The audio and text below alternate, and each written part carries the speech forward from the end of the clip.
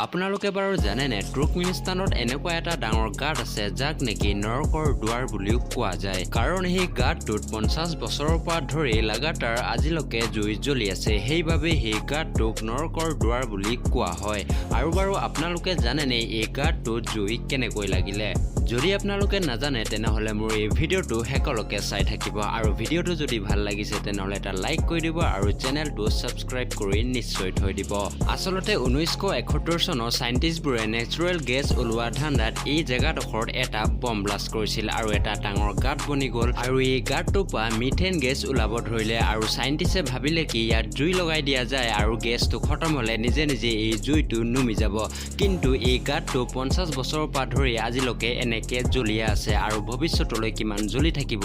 আমি ক'ব নোৱাৰো আপুনি বাৰু এই ফেক্টটো গম পাইছিলে নেকি কমেন্ট বক্সত আহি নিশ্চয় জনাব আৰু আপুনি বাৰু জানেনে পৃথিৱীৰ 90% খেলনা বস্তু চাইনাত বনোৱা আৰু এই খেলনা বস্তুবোৰ সৰু ল'ৰা ছোৱালীৰ দ্বাৰা বনোৱা যায় যাৰ বয়স 13 পৰা 14 বছৰ থাকে আৰু চাইনাত না দেৱালী মনাই না খ্ৰীষ্টমাছ হলো 90% খ্ৰীষ্টমাছ ট্ৰী আৰু দেৱালীৰ লাইট চাইনাতে বনোৱা যায় আৰু চাইনা ডুপ্লিকেট বস্তু বনোৱাত ইমানে আগবাঢ়ি গৈছে যে তাহাঁতি প্লাষ্টিকৰ চাউলো বনাই বজাৰত বিক্ৰী কৰে অকল ইমানে নহয় এনেকুৱা বহুতো ডুপ্লিকেট বস্তু বনাই তাহাঁতি বজাৰত বিক্ৰী কৰে আপুনি বাৰু এই ফেক্টটো আগতে গম পাইছিলে নেকি কমেন্ট বক্সত আহি নিশ্চয় জনাব আৰু যদি ভিডিওটো ভাল লাগিলে ভিডিওটো এটা লাইক কৰি দিব আৰু চেনেলটো সাবস্ক্ৰাইব কৰি নিশ্চয় থব তো মই লগ পাম আপোনাৰ নেক্সট ভিডিওত তেতিয়ালৈকে বাই বাই টেক কেয়াৰ